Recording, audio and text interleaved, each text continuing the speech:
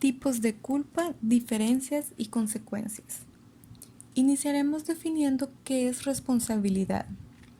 La responsabilidad es la obligación de reparar y satisfacer por sí mismo o por otra persona a consecuencia de un delito, culpa o causa legal. Se dice que una persona es responsable cuando asume las consecuencias de sus actos, resultado de las decisiones que tome o acepte, y también de sus actos no intencionados, de tal modo que los demás queden bien beneficiados o por lo menos no perjudicados, preocupándose a la vez de que otras personas en quienes pueden influir hagan lo mismo. Existen diferentes tipos de responsabilidad.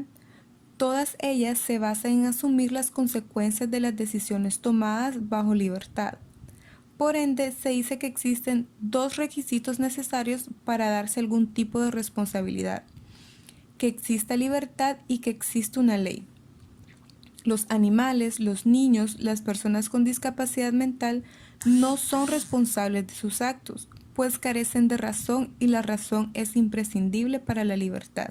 Y segundo, debe existir una norma desde la que se pueda juzgar los hechos realizados.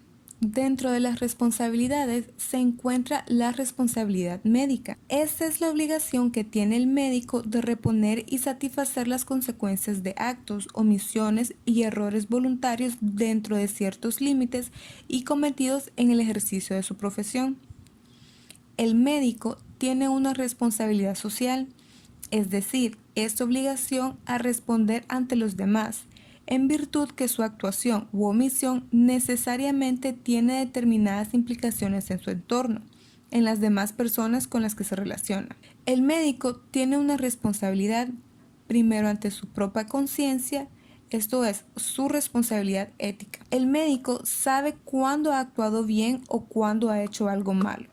En ese último caso tendrá un sentimiento de culpa. La culpa es uno de los 4 elementos de la responsabilidad médica, siendo el daño la consecuencia de un acto de culpa. Se entiende por culpa la acción delictiva que se comete sin el debido cuidado para evitar el daño pero sin intencionalidad por parte del sujeto activo. La Real Academia Española define culpa como la omisión de la diligencia exigible a alguien, que implica que el hecho injusto o dañoso resultante motive su responsabilidad civil o penal. Por ello, desde el punto de vista penal, nos referimos a delito culposo como la acción u omisión sin el suficiente cuidado y de manera imprudente de la que se podría haber previsto el resultado dañoso, pero que en realidad se desconocía dicho resultado a la hora de realizar el acto culposo. Entre los tipos de culpa tenemos la impericia o ignorancia inexcusable. Es la falta total o parcial de conocimientos técnicos, experiencia o habilidad en el ejercicio de la medicina. Es decir, la carencia de conocimientos mínimos o básicos necesarios para el correcto desempeño de la profesión.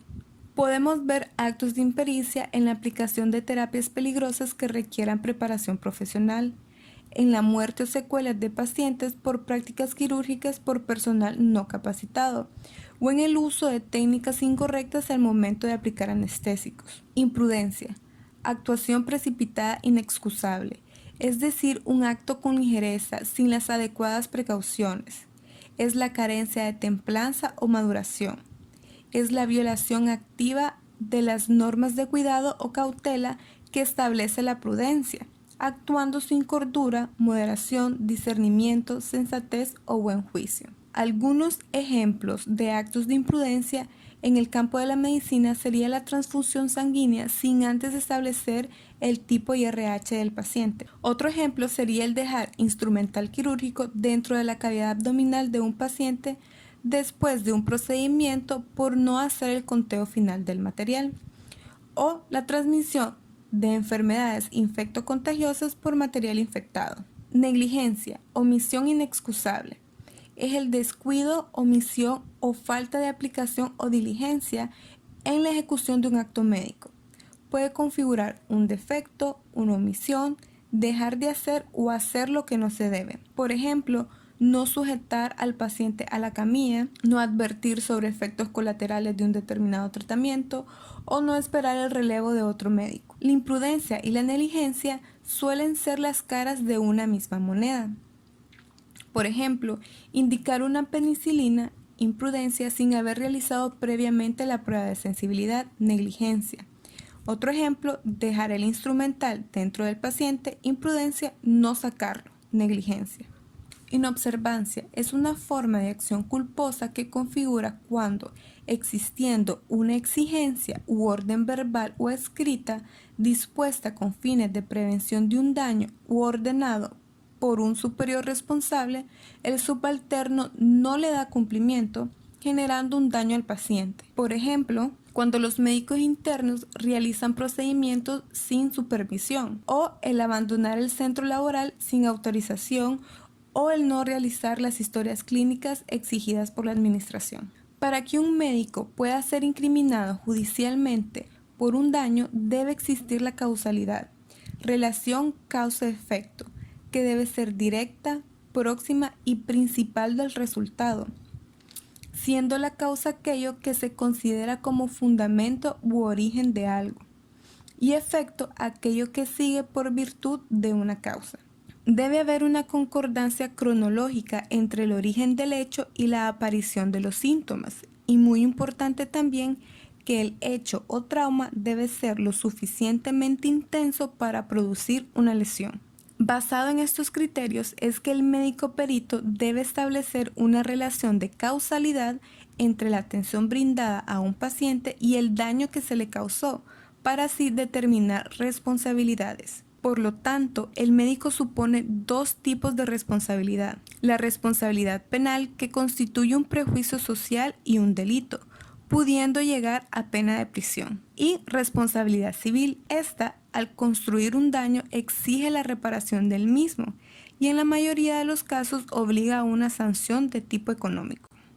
Los tipos de procesos son totalmente independientes y sus sentencias no necesariamente deben coincidir por tratarse de valoraciones, normas y causas distintas. Sin embargo, dichos procesos tienen relación entre sí por el traslado de pruebas que pueden presentarse, así como la ilustración que puede brindar un juzgador a otro.